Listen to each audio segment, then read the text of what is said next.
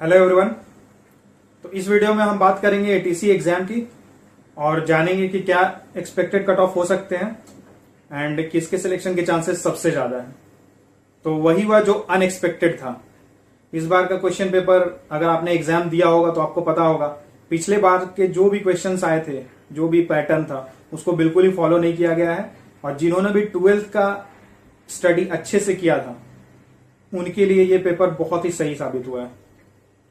और अगर जीके की बात करें, मैंने पहले भी बताया था अपने वीडियो में कि जीके से जो नॉर्मली क्वेश्चन जो पूछे जाते हैं वो स्टैटिक जीके ज्यादा रहता है, करंट अफेयर्स कम रहता है। तो इस बार भी वही पैटर्न फॉलो हुआ है और एप्टी रीजनिंग नॉर्मली जैसे आते थे वैसे ही आते हैं। इंग्लिश एक बड़ा डिसाइडिंग फैक्टर हो सकता है आपके लिए। अगर आपकी इंग्लिश अच्छी है तो आपके सिलेक्शन के चांसेस इसमें ज्यादा है। तो ओवरऑल अगर देखा जाए तो नॉन टेक्निकल पेपर वैसा ही रहा था जो हमेशा से आता है। जो मेजर चेंजेस जो हमने यहाँ देखे हैं वो है टेक्निकल पेपर में।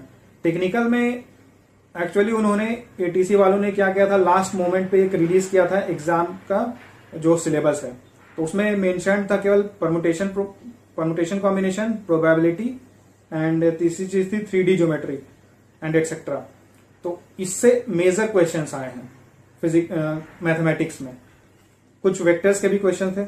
वहीं अगर फिजिक्स की क्वेश्चन अगर देखें, फिजिक्स का जो क्वेश्चन था वो इलेक्ट्रोस्टैट्स मैग्नेटिक्स से था, लेकिन वो बिल्कुल केवल 12th लेवल के क्वेश्चंस थे। इंजीनियरिंग फिजिक्स तो बिल्कुल भी नहीं था। फिर thermodynamics, Newton's laws, mechanism, kinematics, इन सबसे क्वेश्चंस थे, वो भी सारे 12th लेवल के थे। मतलब जो ये एक्चुअली उनके लिए फायदा, जो मैकेनिकल ब्रांच से थे उनके लिए फायदा। लेकिन अगर ओवरऑल देखा जाए तो ये एक नॉर्मल बेस मान के रखा गया कि क्लास 12th का जिन्होंने पढ़ाई किया है, ताकि किसी भी एक पार्टिकुलर इंजीनियरिंग स्ट्रीम को ज्यादा प्रेफरेंस ना मिले। जैसे नॉर्मली क्या होता था, पहले जो होता था उसमें इलेक्ट्रॉनिक्स वालों को बहुत ज्यादा फायदा मिल जाता था जो जैसे पेपर आते थे। लेकिन अभी क्या हुआ है कि अभी आप चाहे तो आप मैकेनिकल से हो, चाहे आप इलेक्ट्रिकल से हो, या फिर आप किसी भी ब्रांच से हो, CSIT से हो, अगर आपने 12th में अच्छे से पढ़ाई की है और उसके सिलेबस को फॉलो किया है तो आपके सिलेक्शन के चांसेस बहुत ज्यादा है, आपका मार्क्स भी बहुत अच्छा आएगा। मैंने बहुत स्टूडेंट से बात की है जिन्होंने एग्जाम दिया कल। तो कुछ का कहना है कि फर्स्ट शिफ्ट का पेपर टफ था, कुछ का कहना है कि थर्ड शिफ्ट का पेपर टफ था।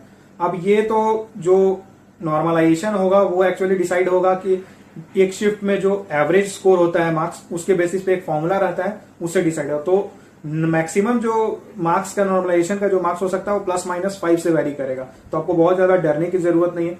दूसरी बात ये है कि जो कट ऑफ है, कट ऑफ जा सकता है 85 to 90 के बीच में। एग्जैक्ट प्रेडिक्शन तो कोई नहीं कर सकता है, लेकिन जैसा मैंने सुना है, जैसा लोगों ने बताया है कि क्वेश्चन पेपर जैसा जिस लेवल का था, क्लास 12 लेवल का, तो अभी इतने ज्यादा स्टूडेंट्स हो गए हैं कि कंपटीशन बढ़ता ही जा रहा है। तो 85 to 90 के बीच आप एक्सपेक्ट कर सकते हो।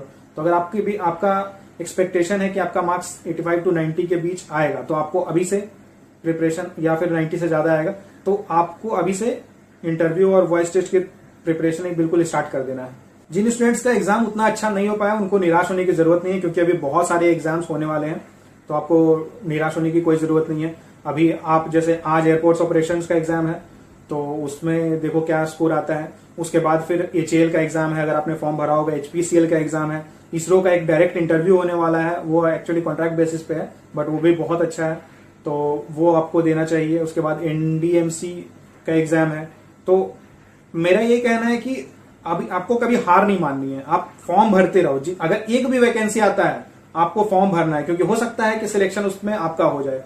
तो इसलिए कभी भी ये सोच के मत छोड़ देना किसी भी फॉर्म को कि एक ही पोस्ट है या 10 ही पोस्ट है तो मेरा नहीं होगा। ऐसा कुछ नहीं है, आपको फॉर्म भरना। अगर आपने प्रिपरेशन की है, आपने तैयारी की है, तो आपको फॉर्म भरना बहुत जरूरी है।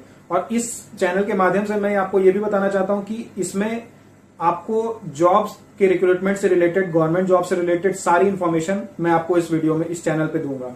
तो आप इस चैनल को अगर आपने सब्सक्राइब नहीं किया है तो सब्सक्राइब जरूर कर लेना।